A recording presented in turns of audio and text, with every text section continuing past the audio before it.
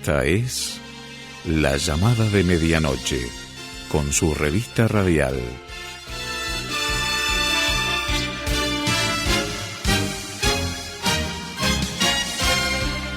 Un servicio especial con meditación, información y comunicación. Es un placer, estimados oyentes de la revista radial, recibirlos una vez más.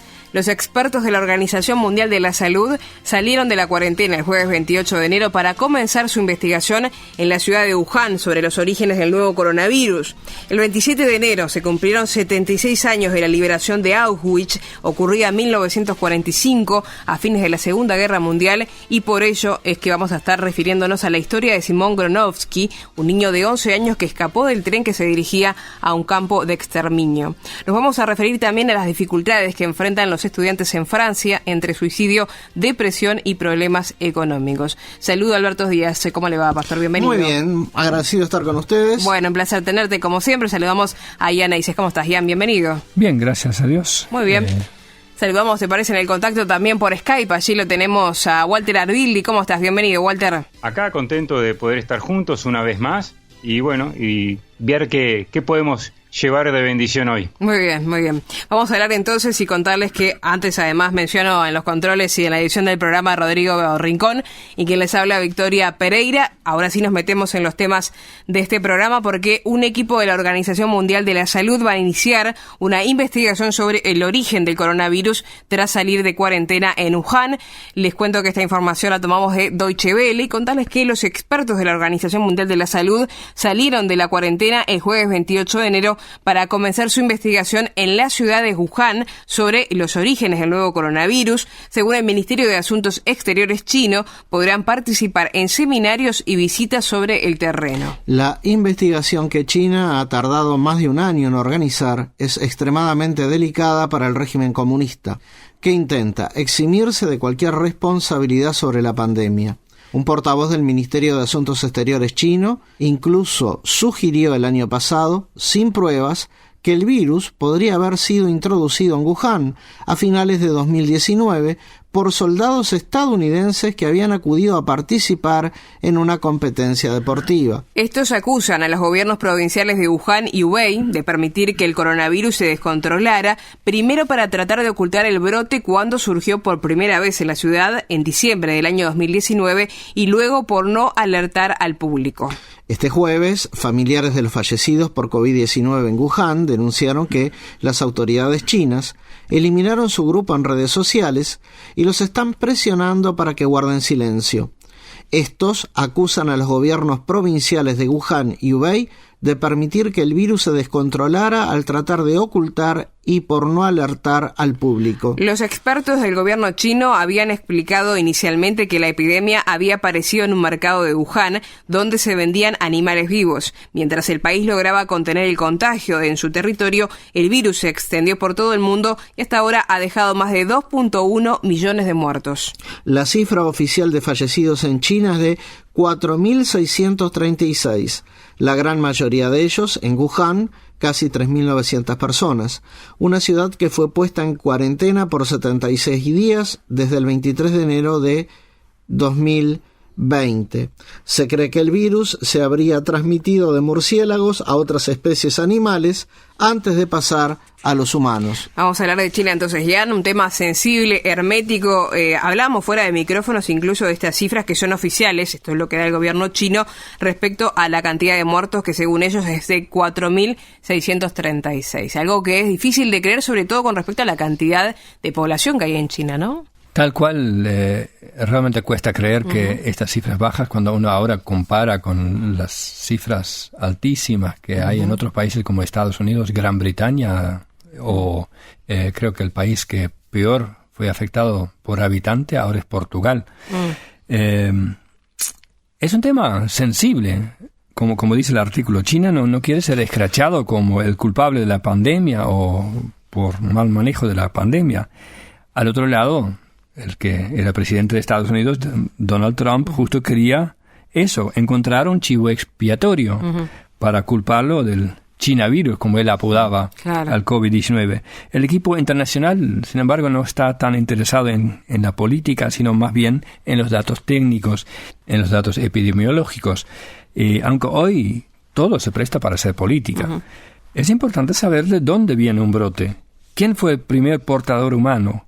Porque entonces uno puede averiguar qué hizo para contagiarse. ¿Entró en una cueva de murciélagos para buscar abono? ¿O se contagió en el mercado de Huanan, que está ahí justo al sur de Wuhan, sí, que es un típico mercado húmedo donde en China es habitual encontrar al aire libre desde frutas y verduras hasta carne fresca, mariscos, animales vivos apilados en diferentes filas, hierbas y especias? ¿O esta persona ya estaba con el virus cuando visitó aquel mercado y fue él el que contagió a otros? Esas son todas cosas que todavía no se sabe. Claro. Saber la respuesta correcta a estas preguntas puede ayudar a evitar otros brotes en el futuro, y dependiendo de las respuestas pueden prohibir el uso, por ejemplo, del guano de murciélago como fertilizante, prohibir la venta de animales salvajes o regular más estrictamente los mercados húmedos. El equipo dice ir con la mente abierta para ir donde los datos les lleven. Por el parásito genético del coronavirus, la mayoría de los científicos considera que el virus se originó, como leímos, entre los murciélagos y pasó de allí al pangolín, que luego lo pasó a los seres humanos. El pangolín es un hormiguero escamoso que se come en China.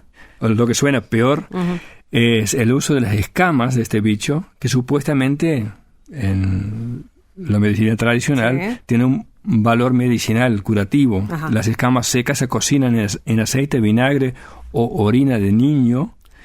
Se tuestan con tierra para curar, entre ellos, el nerviosismo excesivo y el llanto histérico de los niños. Así que si alguien de la audiencia tiene un niño insoportable en casa, esta es la receta. No creo que alguien lo haga, pero está muy bien el dato. China logró postergar esta investigación de la cual estamos hablando por más de un año, pero gracias a los registros genéticos los investigadores esperan aún encontrar pistas sobre el desarrollo inicial de la pandemia. En todo el mundo se cometieron errores en el manejo de la pandemia. Miles de muertos podían haberse evitado, pero es muy fácil decir esto con el conocimiento que tenemos hoy, un año más después.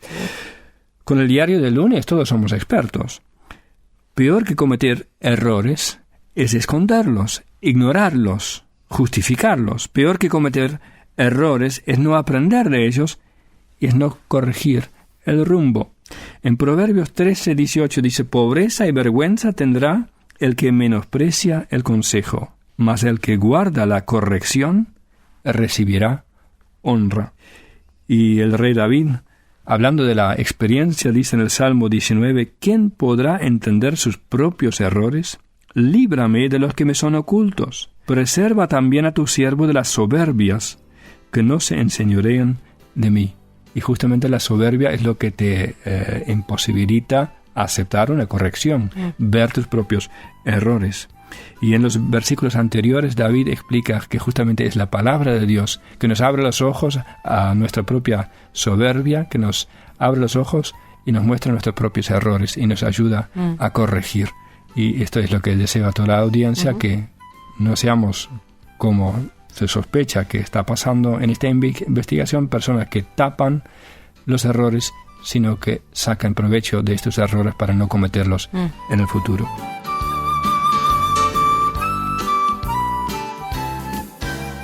Seguimos adelante, vamos a hablar de un tema bastante interesante desde el punto de vista, porque es un tema preocupante y hay que poner atención, pero por otro lado, sin duda es que lamentar esta situación que pasan muchos estudiantes, y no solo en los países que vamos a mencionar, sino también en diferentes partes del mundo con respecto a la pandemia, porque ha habido intentos de suicidio, de depresión y dificultades económicas. Este es el drama específicamente de los estudiantes en Francia, pero sin duda se puede trasladar a diferentes países. Vamos a hablar, por ejemplo, en este caso a través de un informe de la agencia Euronews, de una historia y de varias de ellas. Por ejemplo, Ange, no sé si lo digo bien el nombre, Ange William Etienne, que es de Costa de Marfil, que estudia Derecho en Francia, vive en una residencia de estudiantes donde, incluida la ayuda estatal, paga 400 euros al mes. Desde el inicio de la pandemia perdió su trabajo y gran parte del contacto social que le ofrecían sus cursos universitarios.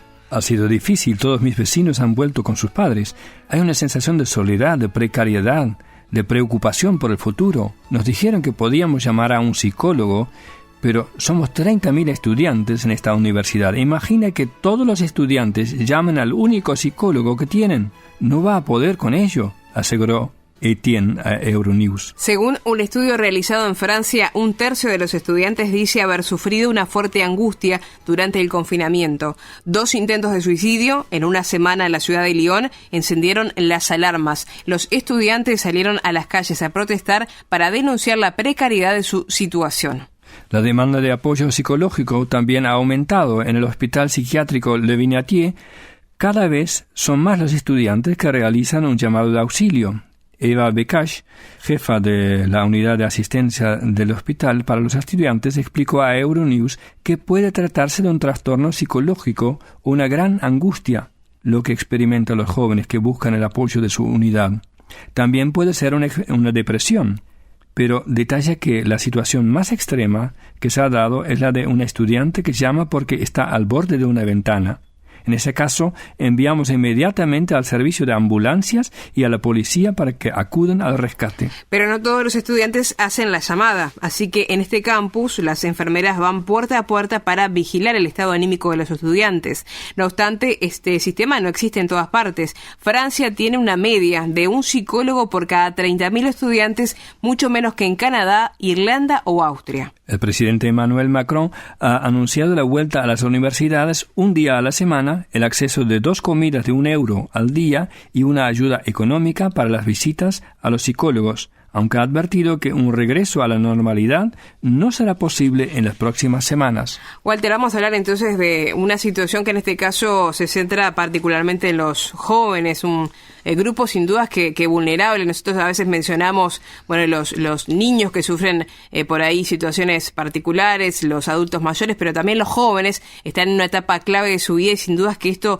altera un poquito, desafía sin dudas a cómo ellos abordan también esta etapa de la vida, ¿no? Sí, totalmente. Va pasando el tiempo y seguimos viendo que la declaración de pandemia ha trastornado la vida en todo el planeta, ¿no? Sin importar países, etnias, edades, contexto socioeconómico. La verdad que nos atravesó transversalmente a toda la humanidad, ¿verdad? Y lo más triste es ver cómo se ve cada vez como el suicidio como una solución a la angustia y otros problemas, ¿no? Y una de las problemáticas que nos alcanzan es que no hay profesionales para todo el mundo, ¿verdad? Claro. Creo que bien ahí es claro el informe, ¿no? Un psicólogo para 30.000 personas es una cifra, parece alarmante, ¿no? Es imposible. Pero es una realidad, ¿no? Es imposible asistir a... Sí, es imposible abarcar a toda la sociedad, ¿no? Y bueno, cada vez vemos más la necesidad que tenemos de Dios. ¿Sí? El problema está en que buscamos muchas veces la solución en tantos lugares, pero no en Dios, porque demanda reconocer nuestra debilidad y necesidad de Dios. El orgullo de la humanidad no nos deja acercarnos a Dios. En Jesucristo tenemos a aquel que podemos confiar nuestras angustias, la vergüenza del pasado, del presente y la incertidumbre sobre el futuro, y como un simple susurro, ¿no? El susurro de la oración. El Señor aguarda con brazos abiertos y misericordiosos todos para que podamos ir con Él, ¿no? Él sí puede abarcarnos a todos, Él es omnipresente y nos puede abarcar a todos, no como los profesionales, pero también sin duda la necesidad de tener profesionales es bueno y es bueno acudir a los profesionales, pero también podemos buscar a Dios. También Dios nos da la oportunidad de tener amigos, ¿no? Como en el libro de Job, capítulo 2, que dice que cuando Job estaba atravesando un problema de salud, varios problemas, no vamos a detallarlos, pero si alguien lo quiere leer ahí en Job, se puede ver lo que pasó, ¿no? Pero lo interesante es cuando sus amigos vinieron cada uno de su lugar para consolarle. Job estaba sentado en el suelo lamentándose. Cuando sus amigos llegaron, se sentaron con él durante 7 días sin decir nada, ya que veían la intensidad de su sufrimiento. Y bueno, podemos ver también como seres humanos que los amigos de Job, más tarde, después de esos 7 días, le dieron algunos consejos bastante insensibles. Pero durante los primeros 7 días le brindaron el silencio y el tierno regalo de su presencia y compañía. Tal vez no entendemos el dolor de una persona, pero no necesitamos entenderlo para amarla bien o simplemente estar con ella. Pero en este tiempo de distanciamiento social se hace difícil poder estar 7 días juntos con un amigo en un día de angustia, ¿verdad? Claro. Se complica con el tema de las burbujas y esas cosas, ¿no? Pero podemos ver que hay algo más en la palabra de Dios sobre la ayuda que Dios nos quiere brindar, y lo podemos ver en los salmos, en este Salmo 18 de David, que dice así en esta nueva traducción viviente: Te amo, Señor, tú eres mi fuerza, el Señor es mi roca, mi fortaleza y mi salvador. Mi Dios es mi roca, en quien encuentro protección. Él es mi escudo, el poder que me salva y mi lugar seguro. Clamé al Señor, quien es digno de alabanza, y me salvó de mis enemigos. Me enredaron las cuerdas de la muerte, me arrasó una inundación devastadora, la tumba me envolvió con sus cuerdas, la muerte me tendió una trampa en el camino. Pero en mi angustia clamé al Señor, sí, oré a mi Dios para pedirle ayuda. Él me oyó desde su santuario. Mi clamor llegó a sus oídos. Y después más adelante, en el versículo 16 al 19, dice: Él extendió la mano desde el cielo y me rescató, me sacó de aguas profundas, me rescató de mis enemigos poderosos, de los que me odiaban y eran demasiado fuertes para mí. Me atacaron en un momento de angustia, pero el Señor me sostuvo, me condujo a un lugar seguro, me rescató, porque en mí se deleita. Y bueno, nuestro anhelo, estar seguros, pero nosotros podemos estar seguros que Dios oye nuestros agónicos susurros. Los salmos están repletos de testimonios de que Él escucha nuestros clamores, oraciones y susurros. Y lo más importante es que nos quiere ayudar. En otros salmos, David escribe: En mi angustia invoqué al Señor y clamé a mi Dios. En otro, una y otra vez, ruegan y oye mi oración. Oye mi voz, mi gemido. A veces la expresión es más que un susurro, clamé como un grito, ¿verdad? Mientras meditaba en mi corazón, mi espíritu inquiría. Eso quiere decir que está en silencio, ¿verdad? Mientras meditaba en mi corazón, mi espíritu inquiría. Los salmistas también revelan que Dios escucha, como afirmó David. Él oyó mi voz desde el templo y mi clamor llegó delante de él a sus oídos. Dios se inclina ante nuestros susurros y escucha para ayudarnos, bendecirnos, sanar nuestras heridas del corazón. Nuestra esperanza en Dios vale la pena. Ahí en Romanos 5:5 dice: y esa esperanza no acabará en disolución, porque sabemos con cuánta ternura nos ama Dios, porque nos ha hablado el Espíritu Santo para llenar nuestro corazón con su amor a aquellos que hemos creído. Él traerá un tiempo sin más desesperanza, sin dolor ni angustia. Eso lo podemos ver en Apocalipsis 21:4. Él secará toda lágrima de los ojos, y no habrá más muerte, ni tristeza, ni llanto, ni dolor. Todas esas cosas ya no existirán más. Hasta entonces, confesemos: mi esperanza está en ti, como en el Salmo 39:7. Entonces, Señor, ¿dónde pongo mi esperanza? Mi esperanza está en ti. Nuestra vida vale mucho más incluso que los pensamientos que tenemos, las equivocaciones que hemos cometido o los sentimientos que nos dominan. Y quería terminar así pensando que el Señor nos ayuda a no perder la esperanza, que si la hemos perdido o no la tenemos, que nos ayude a encontrar esperanza en Dios por medio de Jesucristo.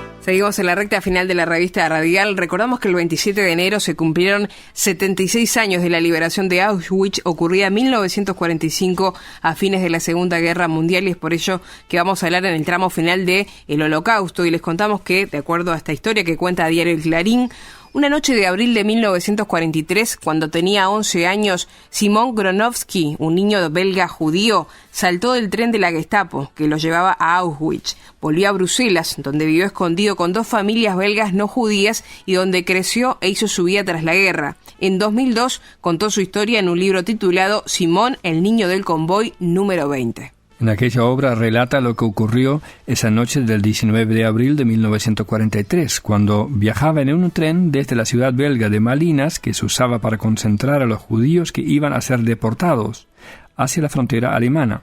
En el interior, amontonados como animales por la Gestapo nazi, 1.636 judíos belgas eran deportados a los campos de exterminio. Una luz roja hizo parar el tren. 3 miembros de la organización clandestina belga Comité de Defensa de los Judíos, Jura Livkit, Jean Franclemont y Robert Maestro, subieron y uno de ellos apuntó al maquinista con una pistola. Mientras sus 2 cómplices intentaron, entre los disparos de los guardias nazis, abrir las puertas de los vagones para liberar a la mayor cantidad posible de prisioneros. Abrieron 2 puertas, las de los vagones 16 y 17. Por esas puertas saltaron 215 personas. Los disparos de los guardias nazis acabaron con la vida de 26. El resto fue capturado, pero 17 personas consiguieron escapar, entre ellas un niño, Simon Gronowski, que por entonces contaba 11 años, y a quien su madre empujó para que saltara del vagón. Salté del tren porque me lo pidió mi madre, recuerda en una entrevista difundida el miércoles por Radio Francia Internacional. Si ella me hubiese dicho que me quedara, lo hubiese hecho y hubiese muerto con ella en la cámara de gas. En el convoy en el que viajaban Simón y su madre Hannah iban 242 chicos. Solo Simón escapó con vida. Tras saltar de aquel tren, el mismo que llevó a su madre a la muerte, Simón corrió toda la noche y llegó al alba a un pequeño pueblo. Una vecina lo llevó a los gendarmes y uno de ellos, Jean Artz, decidió proteger al pequeño y no colaborar con los nazis. Ese gendarme consiguió reunir a Simón con su padre, quien decidió que era más seguro seguir separados, y lo entregó a una familia belga no judía. Simón vivió hasta la liberación de Bélgica con 2 familias. Su padre murió enfermo en 1945 en una Bélgica ya liberada. Su hermana murió también en Auschwitz. Simón, huérfano, se convirtió en un conocido pianista de jazz y en un renombrado abogado. El pasado mes de abril, mientras en Bruselas la población vivía confinada, Simón abría sus ventanas y tocaba el piano para sus vecinos. Hoy tiene 89 años y una salud de hierro y da charlas en colegios. En una entrevista con Radio Francia Internacional admitió: "Mi vida no han sido más que milagros". En el medio de toda esta circunstancia, Alberto, estamos hablando de una historia. Yo no conocía este hecho de que algunos personas allí, detuvieron, podríamos decir, a ese convoy, y gracias a esa acción, más allá de lamentar esos muertos también, este niño pudo salir con vida de allí. Así es. Estamos recordando, hace una semana atrás más o menos, 75 años de la Shoah. Estamos recordando el 27 de enero el Día Internacional de la Conmemoración en memoria de las víctimas del Holocausto. Y yo creo que no hay una fecha cronológica, sino que en la vida de este pueblo amado, cada día se está recordando en la memoria a aquellos que han perdido madres, padres, hermanos. Verdaderamente es un hecho muy doloroso el sufrido por el pueblo amado de Dios, pero que también tuvo otras víctimas. Tuvo víctimas como gitanos, discapacitados físicos y mentales, homosexuales, en fin. Estas víctimas eran llevadas, como escuchábamos en el relato, en trenes de carga, donde si sobrevivían al viaje, o sea que el viaje de tren no era un transporte, sino que también era considerado un medio de exterminio, porque a veces no nos damos cuenta. Pero si sobrevivían, sistemáticamente morían en las cámaras de gas. Y todo el Estado alemán participó en la logística de este exterminio, pero también no solo el Estado alemán, sino los países conquistados. Hubo gente que participó.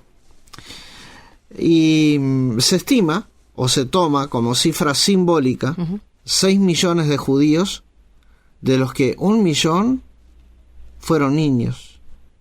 Y se considera que un mínimo de 11 millones de personas murieron. Los métodos fueron asfixia por gas venenoso, disparos, ahorcamientos, trabajos forzados. El hambre, experimentos pseudocientíficos, torturas médicas y golpes. Y muy cerca de Berlín, no a muchos kilómetros, había un campo de concentración donde estaban establecidas unas gigantescas panaderías. Y esto es lo terrible y paradójico, ¿no? Que la mano de obra era judía y los obligaban a hacer panes en cantidades industriales y al mismo tiempo no se les permitía comer. Eso era de una crueldad extrema, sí, claro, que a veces también se nos pasa. Pero algo tremendo. Alemania pretendía ser una nación iluminada por lo cultural y por lo científico, y esto nos tiene que dejar grandes lecciones a la humanidad. Estas cosas no pueden volverse a repetir. Nos enseña esto también que el ser humano, librado a sus propios instintos, solo corre en una carrera hacia su propia destrucción, pero también hacia su propia condenación. Si Dios no hace una obra en el corazón del hombre, éste se destruye a sí mismo y destruye también su entorno. Es impensable, es un choque pensar que Alemania desarrolló una maquinaria industrial dirigida al exterminio del ser humano. Y vemos hoy día que si el ser humano tiende a repetir esto, no aprendió nada. ¿Cuántas veces vemos que hoy el hombre está mirando y encandilado con la tecnología, pero sigue en la misma oscuridad, sigue sin buscar a Dios? Y es bueno que recordemos, como dice Hebreos 13:8, que Dios es el mismo ayer, hoy y por los siglos. Y Dios en el pasado como en la actualidad está llamando al hombre a volverse a Él. Y en Isaías capítulo 55, versículos 6 y 7, dice la palabra de Dios: buscad al Señor mientras pueda ser hallado, llamadle en tanto que está cercano, deje el hombre impío su camino, y vuélvase al Señor, el cual tendrá de él compasión, al Dios nuestro, que será amplio en perdonar. Estimado oyente, ¿en quién estás poniendo tu esperanza? La salida, la solución es que te vuelvas a Dios. Estamos llegando al final de este programa. Yo le quiero agradecer tanto a Ian como a Alberto y a Walter por los comentarios y reflexiones, también a ustedes por la sintonía. Aprovecho sobre el final, antes de compartir las vías de comunicación, le quiero mandar, si me permiten, un saludo a Francisco Ezequiel Sandoval. Es un oyente de Argentina que me escribía personalmente por el cumpleaños, así que le agradezco el saludo, pero además mandaba un beso grande a todo el equipo por los temas y cómo los tratamos, así que el fuerte abrazo también para él allí en Argentina. Les decimos que se pueden comunicar por WhatsApp al 00-598-99000540. Reitero, 00-598-99000540. Si están en Uruguay, lo hacen directamente al 099-0000540. Nos pueden buscar en Facebook. Allí en el buscador ponen @llamadaweb.org y nos identifican con la página que tiene el logotipo en verde. También nos pueden buscar en Instagram y Twitter por Llamada de Medianoche Uruguay. Nos pueden escribir además al correo electrónico revistaradial@llamadaweb.org o visitarnos en la página www.llamadaweb.org. Será hasta un próximo programa, amigos, que pasen muy bien.